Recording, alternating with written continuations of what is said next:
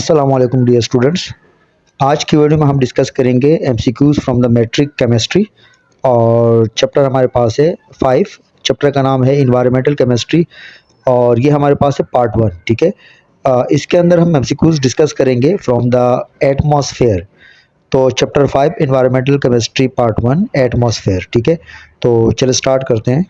First MCQs हमारे पास है second highest layer of earth atmosphere is.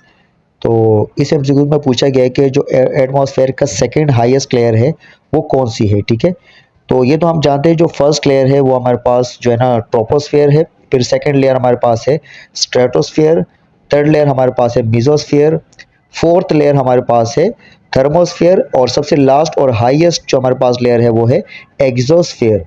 तो इस एमसीक्यू में पूछा गया है जो सेकंड हाईएस्ट लेयर है एटमॉस्फेयर की वो कौन सी है। तो हम जानते हैं जो सबसे टॉप पर हाईएस्ट है वो हमारे पास एक्सोस्फेयर है और जो सेकंड हाईएस्ट है वो है थर्मोस्फेयर। तो यहाँ पर जो करेक्ट ऑप्शन है डी यानी कि थर्मोस्फेयर। एमसीक्यू नंबर 2 हमारे पास है एरोप्लेन्स फ्लाई इन। तो एमसीक्यू में पूछा गया है कि जो एरोप्लेन्स है वो कौन से लेयर के अंदर उड़ते हैं। ठीक है, तो यहाँ पर जो करेक्ट ऑप्शन है वो है ट्रोपोस्फेयर। ट्रोपोस्फेयर जो है ये फर्स्ट लेयर है एटमॉस्फेयर की और इसके अंदर आपको एरोप्लेन्स, हेलीकॉप्टर्स और पैराशूट्स वगैरह नजर आते हैं। ठीक है, सो the correct option is a troposphere. MCQ number 3 हमारे पास है atmospheric pressure decrease with the.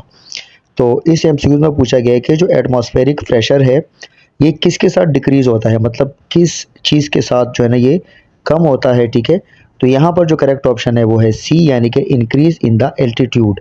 Altitude का मतलब होता है ऊंचाई। ठीक है, जो जितने ऊंचाई पे आप जाते रहेंगे तो एटमॉस्फेरिक प्रेशर डिक्रीज होता जाएगा। So the correct option is C increase in the altitude.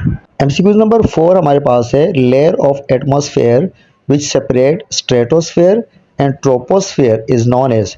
तो इस एमसीक्यू में पूछा गया है कि वो कौन सी लेयर है जो स्ट्रेटोस्फेयर एंड ट्रोपोस्फेयर के अंदर पाई जाती है। ठीक है, तो यहाँ पर जो करेक्ट ऑप्शन है वो है ए यानी कि ट्रोपोपाउस। ट्रोपोपाउस वो लेयर है, ठीक है, जो स्ट्रेटोस्फेयर और ट्रोपोस्फेयर के बीच में पाई जाती हैं। ठीक है, हम जानते हैं जो फर्स्ट लेयर है वो है ट्रोपोस्फेयर। तो ट्रोपोस्फेयर के बाद जो है ना ट्रोपोपाउस आएगा और उसके बाद थर्ड नंबर पर आएगा stratosphere. So the correct option is tropopause. MCQ 5 है ozone layer is part of. तो इस एमसीक्यू में पूछा गया है कि जो ओजोन लेयर है ये किसका पार्ट है। तो यहाँ पर जो करेक्ट ऑप्शन है वो है बी यानी कि स्ट्रेटोस्फेयर। ठीक है, ओजोन जो है ना ओजोन गैस की अगर बात करें O3 तो ये ट्रोपोस्फेयर के अंदर भी पाई जाती है, लेकिन यहाँ पर लेयर की बात की जा रही है तो ये जो ओजोन लेयर है ये पार्ट है स्ट्रेटोस्फेयर का। ठीक है, तो यहाँ पर करेक्ट ऑप्शन है बी। एमसीक्यू नंबर 6 हमारे पास है which is not part of green house gases. यहाँ पर नीचे 4 गैसेस दी गई हैं, पूछा गया कि इनमें से कौन सी गैस ग्रीन हाउस गैस नहीं है। ठीक है, ग्रीन हाउस वो गैसेस होती हैं जिनके अंदर एबिलिटी होती है कि हीट को एब्जॉर्ब करने की।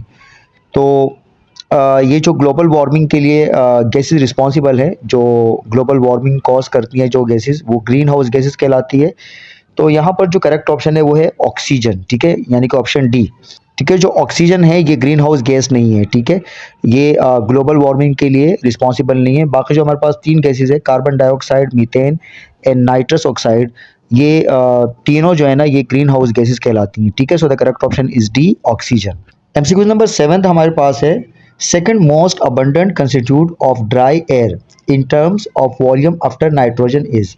तो इस एमसीक्यू में पूछा गया है कि नाइट्रोजन के बाद, ठीक है, दूसरा कौन सा आप ये कह सकते हैं गैस है या कोई एलिमेंट है, ठीक है, या कंस्टिट्यूट है एटमॉस्फेयर का। तो हम ये जानते हैं कि सबसे जो टॉप पर है वो है नाइट्रोजन, जो कि तकरीबन 78% जो है ना एटमॉस्फेयर के अंदर गैस पाई जाती हैं, और सेकंड नंबर पर है ऑक्सीजन। ऑक्सीजन जो है 21% पाई जाती है। ठीक है, सो यहाँ पर जो करेक्ट ऑप्शन है वो है बी यानी कि ऑक्सीजन। एमसीक्यू नंबर 9 में पूछा गया है कि the altitude on stratosphere is.